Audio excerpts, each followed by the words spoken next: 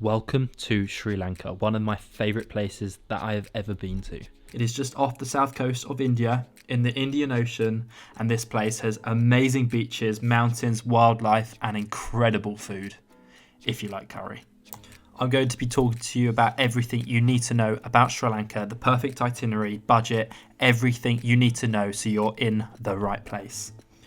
I'm going to first talk about the route and itinerary you should take, and then at the end of the video I'll be talking about budget and how much money you need to travel to Sri Lanka, so stay tuned for that.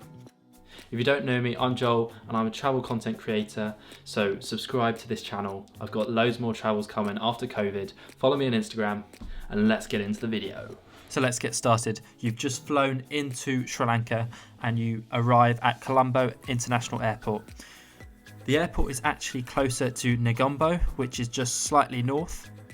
And this is where you're going to spend your first couple of days, eating curry, relaxing on the beach, getting used to that Sri Lankan life. The next day, you're going to get up and you are going to go to Dambulla. You can either get there from a taxi or a bus. A bus is only going to cost you a few dollars, but a taxi is going to cost you a lot more, maybe looking at about $40 to get to Dambulla. One thing to mention about Sri Lanka is that travel takes a long time. Sometimes you might spend a whole day or a section of the day traveling around the country because it takes time. There's lots of traffic and you just got to be patient and get used to that Sri Lankan pace. One thing that you can do in Dambulla town itself is go to the Dambulla cave temple. It has over 100 Buddhas, has monkeys everywhere, and is a great place to watch the sunset too. And then the next day you'll go to the famous Sigiriya fortress, which is just a 30-minute bus ride north of Dambulla. Sigiriya's Lion's Rock is probably the most famous landmark in Sri Lanka and is a must-do thing. However, it does cost $30 for entrance fee and to go up the rock. This does not sound a lot, but for Sri Lankan standards, it's actually very expensive. Once you're inside the fortress, you can explore the gardens, walk to the top of Lion's Rock and see the incredible views of the surroundings. Another thing which you can do near Sigiriya, which I didn't do and I wish I did, is go to Pidurangala Rock. It's supposed to be an incredible place to watch the sunrise with Lion's Rock in the distance and it being all foggy, and it's something I'm definitely doing next time I'm in Sri Lanka. After a couple of days in Dambulla, you're going to get the bus or a taxi and you're going to head to Kandy. You are now in the second biggest city in Sri Lanka. You just need to spend one day in Kandy. I recommend going to the Temple of the Sacred Tooth, go to the Buddha on the hill, which you can see from most of the town. Take a walk around Kandy Lake and make sure you go to the local markets because it is amazing smelling and seeing everything that is going on in this crazy city. From here, you're going to start the journey of the famous train ride from Kandy to Ella, but it's going to be broken up. First, we're going to be going from Kandy to Hatton, and from Hatton, we get a bus to Adams Peak. Adams Peak is an iconic mountain in Sri Lanka, and you're going to be doing a hike up it. This trek is actually a religious pilgrimage, and there are so many locals climbing to the top of the mountain.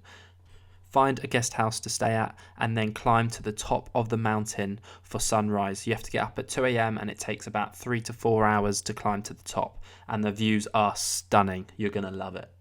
Make your way back to Hatton and then get on the train and continue that incredible train journey to Ella. The train journey from Hatton to Ella actually takes about 5 hours, but you can hang out the window, you can hang out the door. It's such a great experience with locals normally playing music and just having a great time that the journey flies by, and it is honestly an experience in itself. You will then arrive in the small mountainous town of Ella, which you should spend at least 3 days here as it is such a beautiful place to stay. There's restaurants, bars, and it is a lot more touristy and catered to tourists than other places in Sri Lanka.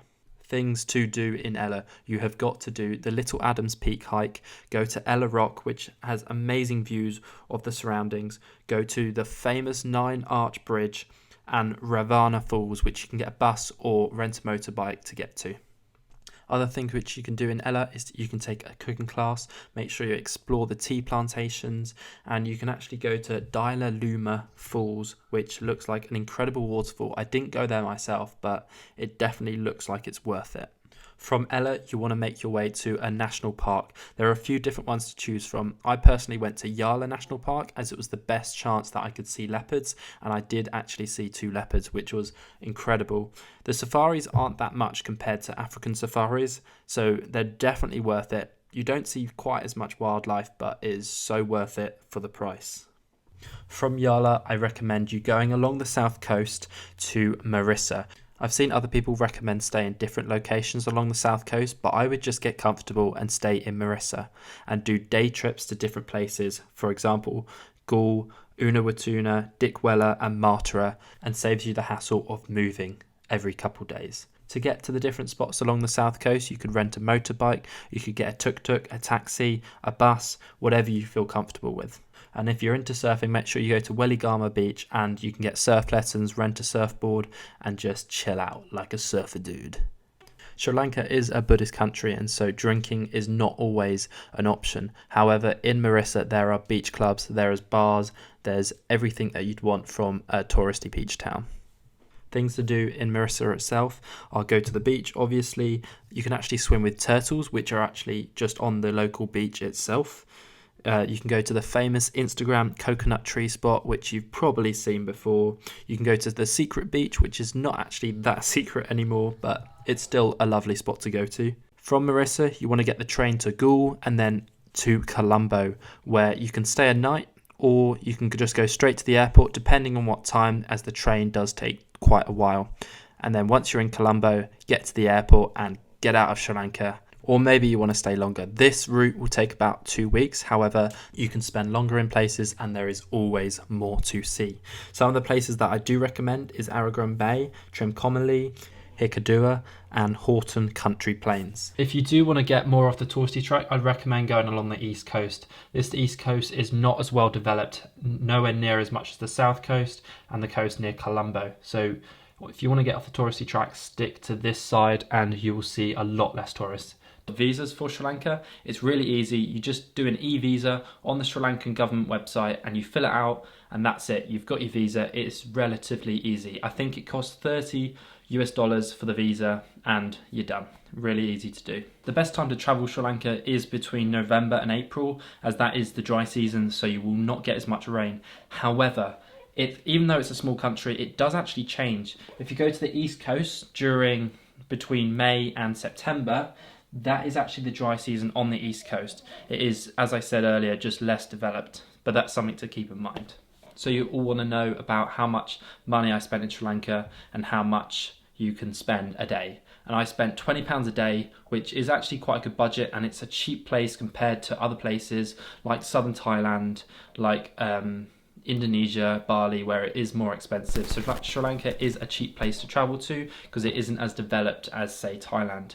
Stuff which is really cheap, which I found pretty much as cheap as anywhere I've been, is the food and the transport. You could eat out for 50 cents easily, 50 cents up to $1, maybe $2, and that's the maximum I really spent on food for like going out for a meal. And transport was I've never seen transport that cheap.